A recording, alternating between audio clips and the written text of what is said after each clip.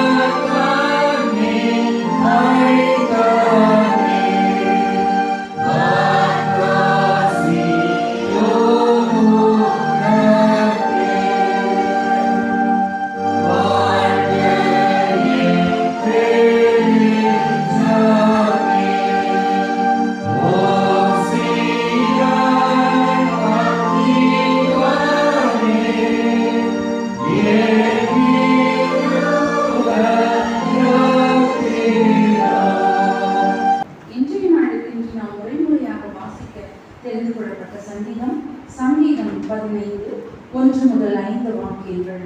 சங்கீதம் 15 1 முதல் 5 வாக்கியங்கள். கர்த்தாவே, யார் உம்முடைய கூடாரத்தில் தங்குவான்? யார் உம்முடைய பரிசுத்த பர்வதத்தில் வாசம் பண்ணுவான்?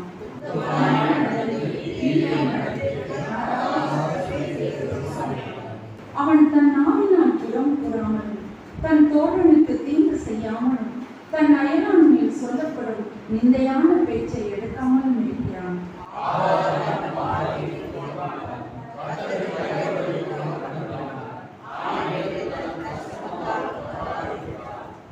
தன் பணத்தை வட்டிக்கு கொடாமலும் குற்றமில்லாதவர்களுக்கு விரோதமான பரிதானம் வாங்காமலும் இருக்கிறான். இப்படி செய்கிறவன் என்னிடத்திலும் அசைக்கப்படுவதில்லை. பிதாவுக்கும் குமாரனுக்கும் பரிசுத்த ஆவியானவருக்கும் மகிமை உண்டாவதாக.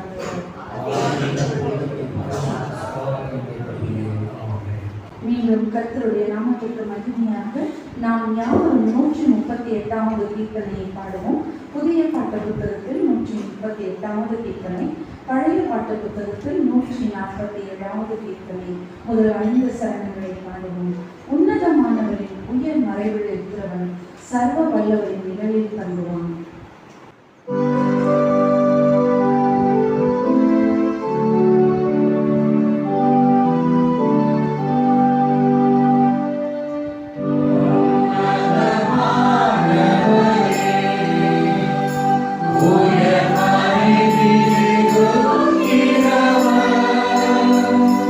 Sarva Vallabhare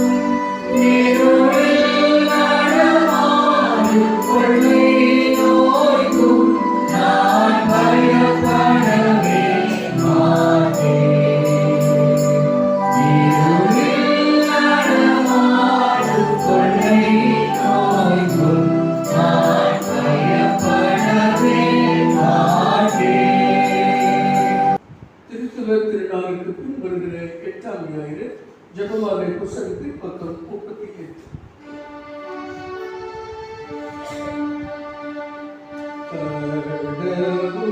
ஆலயத்தின் நடுவிலே உமது பெருமையை சிந்தித்துக் கொண்டிருக்கிறீரோ?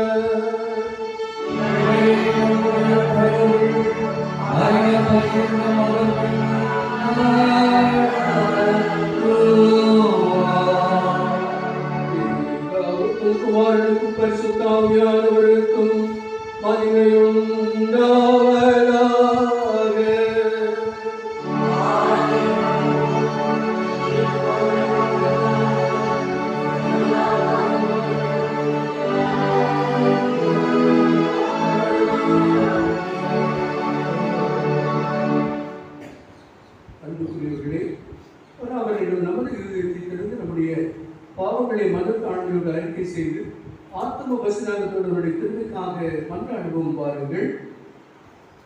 கிருபையும் இரக்கமுள்ள பராபரனே, நாங்கள் பாவங்களாய் பிறந்து மனதினாலும் வாக்கினாலும் செய்தியினாலும் மிகுதியான பாவங்களை செய்து உமது நித்திய தண்டனையை தகுதியுள்ளவர்களாக இருக்கிறோம் என்பதை ஒப்புக் கொடுக்கிறோம்.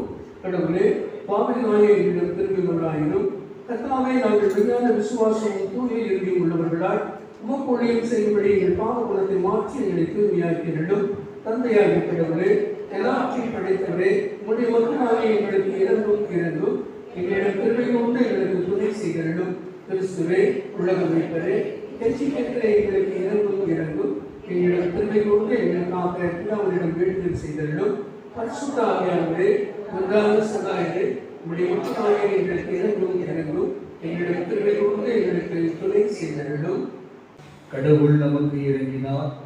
அவர் தம்முடைய ஒரே பேரான குமாரனிடம் விசுவாசம் கொள் எவனும் கெட்டு அழிந்து போகாமல் நித்திய வாழ்வை பெறும்படி அவரை தந்தறினார்.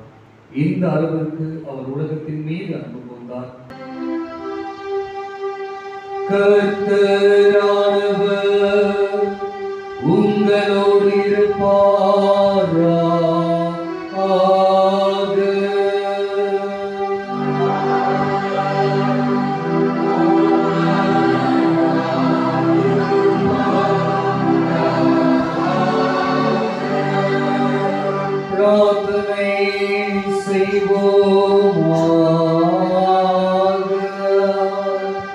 கர்த்தாவே, உம்மையன்றி வாழ முடியாத நாங்கள் உமது சித்தத்திற்கு இசைய எங்கள் வாழ்வை நடத்தும்படி நேர்மையானவற்றையே எப்போதும் சிந்திக்கவும் செய்யவும் கூடிய மனத்தை எங்களுக்கு கிருபையாய் அளித்தருள வேண்டுமென்று உம்மோடும் தூய ஆவியானவரோடும் என்றென்றும் உயிரோடு அரசாளுகிற எங்கள் நாதர் இயேசு கிறிஸ்துவின் வழியாய் உம்மை வேண்டிக் கொள்ளுகிறோம்.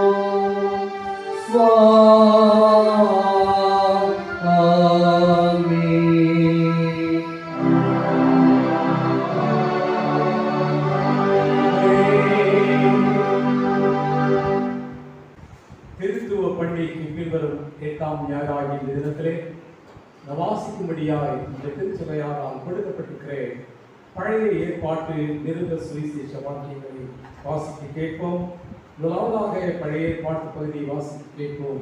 அது யாத்திரையாகமங்களின் புஸ்தகம் 3ஆம் அதிகாரம் வசனங்கள் 1 துவங்கி 14 முடிய. யாத்திரையாகமம் 3ஆம் அதிகாரம் வசனங்கள் 1 துவங்கி 14 முடிய. யாத்திரையாகமம் 3ஆம் அதிகாரம் வசனங்கள் 1 துவங்கி 14 முடிய. இந்த நாளுக்கு வாசிக்கப்பட வேண்டிய வேதப்படம் அது யாத்திராகமம் 3ஆம் அதிகாரம் 1 துவங்கி 14 முடிய.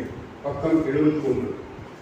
மோசே மீதியான் தேசத்து ஆசாரியனாய் இருந்த தன் மாமனாகிய எத்ரோவின் ஆடுகளை மேய்த்து வந்தான். அவன் ஆடுகளை வனாந்தரத்தின் பின்புறத்திலே ஓட்டி தேவ பர்வதமாகிய ஓரேப் மட்டும் வந்தான். அங்கே கர்த்தருடைய தூதானவர் ஒரு முச்செடியின் நடுவிலிருந்து உண்டான அக்கினி ஜுவாலைகளில் நின்று அவனுக்கு தரிசனமானார். அப்பொழுது அவன் உற்று பார்த்தான். முச்செடி அக்கினியால் ஜுவாலித்து எரிந்தும் அது வெந்து போகாமல் இருந்தது. அப்பொழுது மோசே, இந்த முச்செடி வெந்து போகாதிருக்கிறது என்ன? நான் கிட்ட போய் இந்த அற்புத காட்சியை பார்ப்பேன் என்றான். அவன் பார்க்கும்படி கிட்ட வருகிறதை கர்த்தர் கண்டார். முச்செடியின் நடுவில் இருந்து தேவன் அவனை நோக்கி, மோசே மோசே என்று கூப்பிட்டார். அவன், இதோ அடியேன் என்றான். அப்பொழுது அவர், இங்கே கிட்டிச் சேராயாக, உன் கால்களில் இருக்கிற பாதரட்சையை கலற்றி போடு, நீ நிற்கிற இடம் பரிசுத்த பூமி என்றார். பின்னும் அவர், நான் ஆபிரகாமின் தேவனும் ஈசாக்கின் தேவனும் யாக்கோபின் தேவனுமாகிய உன் பிதாக்களுடைய தேவனாய் இருக்கிறேன் என்றார்.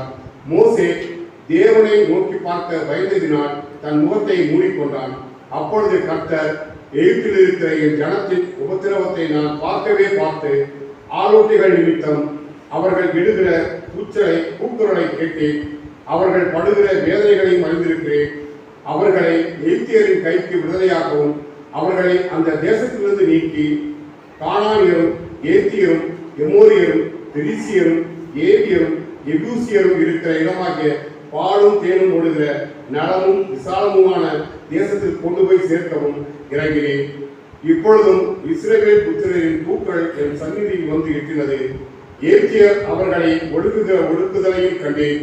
நீ இஸ்ரவேல் புத்திரராகிய என் ஜனத்தை எகிப்திலிருந்து அழைத்து வரும்படி உன்னை பார்வோனிடத்திற்கு அனுப்புவேன் வா என்றார். அப்பொழுது மோசே தேவனை நோக்கி, பார்வோனிடத்திற்கு போகவும் இஸ்ரவேல் புத்திரரை எகிப்திலிருந்து அழைத்து வரவும் நான் எம்மாத்திரம் என்றான். அதற்கு அவர், நான் உன்னோடே இருப்பேன். நீ ஜனத்தை எகிப்திலிருந்து அழைத்து வந்த பின் நீங்கள் இந்த மலையில் தேவனுக்கு ஆராதனை செய்வீர்கள். நான் உன்னை அனுப்பினேன் என்பதற்கு இதுவே அடையாளம் என்றார்.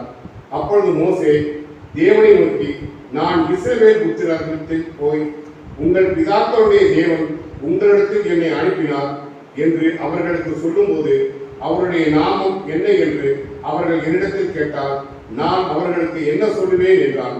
அதற்கு தேவன், இருக்கிறவராகவே இருக்கிறேன் என்று மோசேயுடனே சொல்லி, இருக்கிறேன் என்பவர் என்னை உங்களிடத்திற்கு அனுப்பினார் என்று இஸ்ரவேல் புத்திரரே சொல்வாராக என்றார் என்பது. பழைய பாட்டு பகுதி வாசிக்கப்பட்டு முடிந்தது. இருந்தவரும் இருக்கின்றவரும் வரவிருக்கின்றவருமாகிய எல்லாம் வல்ல கடவுளாகிய ஆண்டவர் பரிசுத்தர் பரிசுத்தர் பரிசுத்தர். அனைவரும் இணைந்து சொல்லுவோம். ஆட்சியுள்ள கடவுளை தேவனை பரிசுத்தர், வல்லமையுள்ள கடவுளை தேவனை பரிசுத்தர், எதிர்ப்புள்ள கடவுளை பரிசுத்தர் பரிசுத்தர். ஆமென். அந்தபடியே இந்த நாளுக்குரிய நிருப வாக்கியத்தை வாசிக்க கேட்போம். அது பரிசுத்த பவுல் ரோமருக்கு எழுதின நிருபம் 8ஆம் அதிகாரம் வசனங்கள் 12 துவங்கி 17 முடிய. பரிசுத்த ரோமருக்கு எழுதின நிருபம் 8ஆம் அதிகாரம் வசனங்கள் 12 துவங்கி 17 முடிய. ரோமர் 8 வசனங்கள் 12 துவங்கி 17 முடிய. இன்றைய நாளுக்கென்று வாசிக்கப்பட வேண்டிய புதிய பாட்டின் பகுதி அது ரோமர் 8ஆம் அதிகாரம் வசனங்கள் 12 17 வரை. ஆகையால் சகோதரரே, மாம்சத்தின்படி பிழைப்பதற்கு நாம் மாம்சத்திற்கு கடனாளிகள் அல்ல. மாம்சத்தின்படி பிழைத்தால் சாவீர்கள், ஆவியினாலே சரீரத்தின் செய்கைகளை அழித்தால் பிழைப்பீர்கள். மேலும் எவர்கள் தேவனுடைய ஆவியினாலே நடத்தப்படுகிறார்களோ அவர்கள் தேவனுடைய புத்திரராய் இருக்கிறார்கள். அந்தபடி திரும்பவும் பயப்படுகிறதற்கு நீங்கள் அடிமைத்தனத்தின் ஆவியை பெறாமல் அப்பா பிதாவே என்று கூப்பிட பண்ணுகிற புத்திர சுவிகாரத்தின் ஆவியை பெற்றீர்கள். நாம் தேவனுடைய பிள்ளைகளாய் இருக்கிறோம் என்று ஆவியானவர் தாமே நம்முடைய ஆவியுடனே கூட சாட்சி கொடுக்கிறார். நாம் பிள்ளைகள் ஆனால் சுதந்திரமும் ஆமே. தேவனுடைய சுதந்திரமும் கிறிஸ்துவுக்கு உடன் சுதந்திரம் ஆமே. கிறிஸ்துவனை கூட நாம் மகிமைப்படும்படிக்கு அவருடனே கூட பாடப்பட்டார். அப்படியாகும். வாசிக்கப்பட வேண்டிய நிருப வாக்கியம் வாசிக்கப்பட்டு முடிந்தது. கர்த்தர் தாமே நாம் நித்திய வாழ்வை அடையும்படி இந்த திருவசனங்களை நம்முடைய இதயங்களிலே நிலைத்திருக்க பண்ணுவாராக. ஆமென்.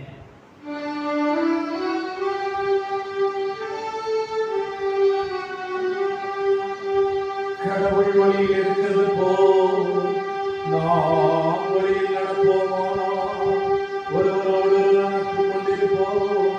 அவர் மகனாகிய இயேசுவின் ரத்தம் எல்லா பாவத்திலும் நம்மை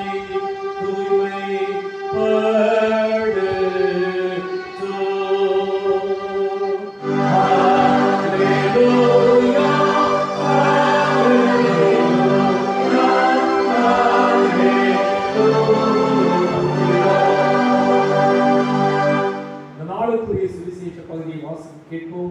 அது பரிசுத்த மத்தேயு எழுதின சுவிசேஷம் 7ஆம் அதிகாரம் வசனங்கள் 15 துவங்கி 21 முடிய. மத்தேயு 7ஆம் அதிகாரம் வசனங்கள் 15 துவங்கி 21 முடிய. மத்தேயு 7 வசனங்கள் 15 துவங்கி 21 முடிய. போலி இறைவாக்கினரை குறித்து எச்சரிக்கையாயிருங்கள். ஆட்டுத்தோலை போர்த்துக் கொண்டு உங்களிடத்தில் வருகின்றனர், ஆனால் உள்ளேயோ அவர்கள் கொள்ளையிட்டு தின்னும் ஓநாய்கள். அவர்களின் செய்கைகளை கொண்டே அவர்களை யாரென்று நீங்கள் அறிந்து கொள்வீர்கள். முட்செடிகளில் திராட்சை பழங்களையோ முட்பூண்டுகளில் அத்திப்பழங்களையோ பறிக்க முடியுமா? நல்ல மரமெல்லாம் நல்ல கனிகளை கொடுக்கும், கெட்ட மரம் நச்சுக்கனிகளை கொடுக்கும். நல்ல மரம் நச்சுக்கனிகளை கொடுக்க இயலாது. நல்ல கனிப்படாத மரங்கள் எல்லாம் வெட்டப்பட்டு நெருப்பில் எறியப்படும். இவ்வாறு போல் இறைவாக்கினர் யார் என்று அவர்களுடைய செயல்களை கொண்டே இனம் கண்டுக் கொள்வீர்கள். என்னை நோக்கி ஆண்டவரே ஆண்டவரே என்று சொல்பவரெல்லாம் விண்ணரசுக்குள் செல்வதில்லை, மாறாக விண்ணுலகத்தில் என் தந்தையின் திருவுளப்படி செயல்படுபவரே செல்வர் என்பதே.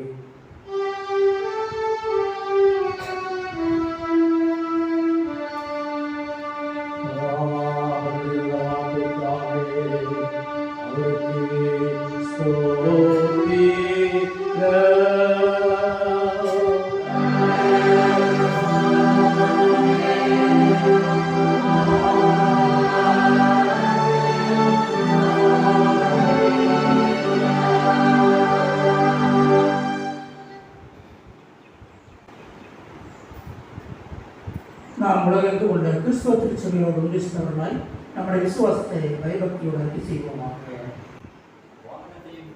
படைத்த எல்லாவுள்ள பிதாவாகிய கடவுளை விசுவாசிக்கிறேன். அவருடைய விசுவாசிக்கிறேன். மகாராஷ்டிராவினால் கற்பித்துக் போய்த்து பிறந்து காலத்தில் பாடுபட்டு செய்யப்பட்டார். அந்த வாழ்க்கையை 3ஆம் நாள் உயிர்த்தெழுந்தார். எல்லா வழக்கிலாவை கொண்டு வந்து தெரிவித்திருக்கிறார். அவர்கள் ஒருவரை மற்றவரை நாயகிற்கு வருவார். விசுவாசிக்கிறேன். ஒரு கிறிஸ்தவ சபையும் பரிசுத்த ஐக்கியமும் பாவமன்னிப்பும் செயலில் இருந்தது. இந்த விசுவாசத்தில் நாம் வாழ்நாள் முழுவதும் நிலைத்திருக்க திரிய கடவுள் கிருபை செய்வாராக. ஆமென். காணிக்கை பாடலாக 210 ஞானப்பாட்டை பாடவும். ஞானப்பாட்டினர் 210. கர்த்தாவை உம்மை தோற்றுவிப்பேன், நீர் ஒருவர் பராமரியும்.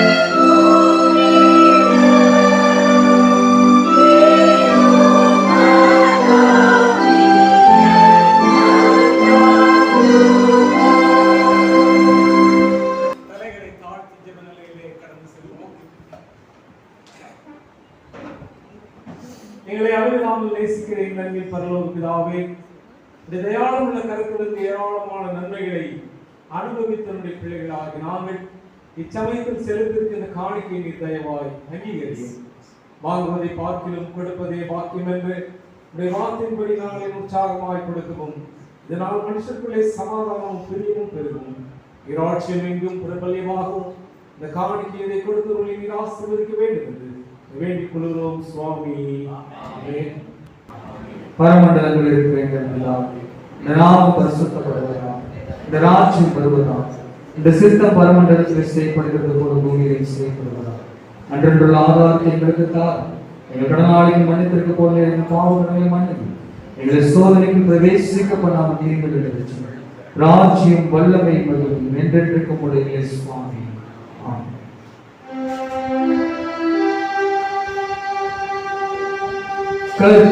கர்த்தரானவர் உங்களோடு இருப்பாராக.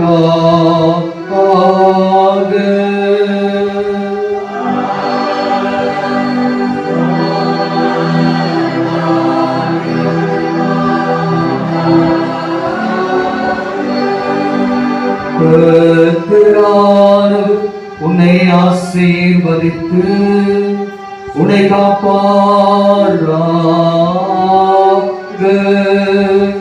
கர்த்தர் தமது திருமுகத்தை உன்மேல் பிரகாசிக்க செய்து உன்னிடம் கிருபை உள்ளவராயிருப்பாராக. கர்த்தர் தமது திருமுகத்தை உனக்கு பிரசன்னமாக்கி உனக்கு சமாதானம் தந்தருள்வாராக.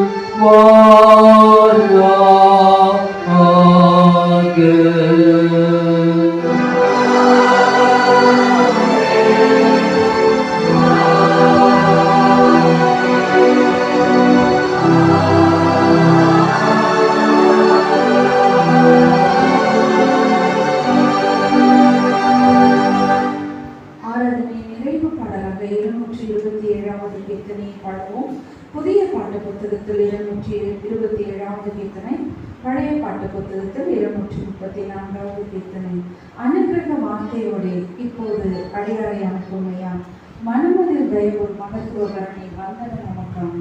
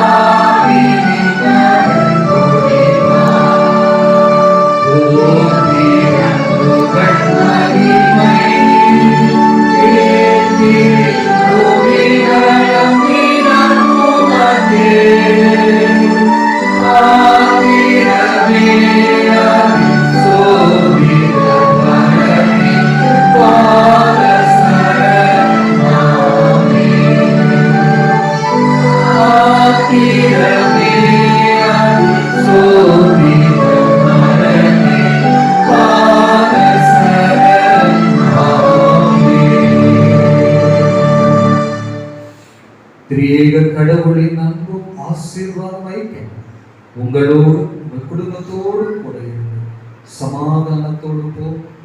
உன் விண்ணப்பத்தை நான் கேட்டேன், நான் உன்னோடு இருக்கிறேன் என்று வார்த்தைகள் கர்த்தர் உங்களோடு உங்கள் குடும்பத்தோடு உங்கள் கையிட்டு செய்கின்ற வேலையோடு கூட இருந்து கிருபையாய் நிறைவாய் ஆசீர்வதித்து காப்பாராக. என் ஆத்துமாவே கர்த்தரை ஸ்தோத்திரி, என் முழு உள்ளமே பரிசுத்த நாமத்தை ஸ்தோத்திரி. என் ஆத்துமாவே கர்த்தரை ஸ்தோத்திரி, கர்த்தர் செய்த சகல உபகாரங்களை மறவாதே. சுவாமி கிருபையாய், கிறிஸ்துவே கிருபையாய், சுவாமி கிருபையாய். ஆமென். ராவணனுக்கு ஸ்தோத்திரம். கர்த்தர் நம் அனைவரையும் ஆசீர்வதிப்பார்.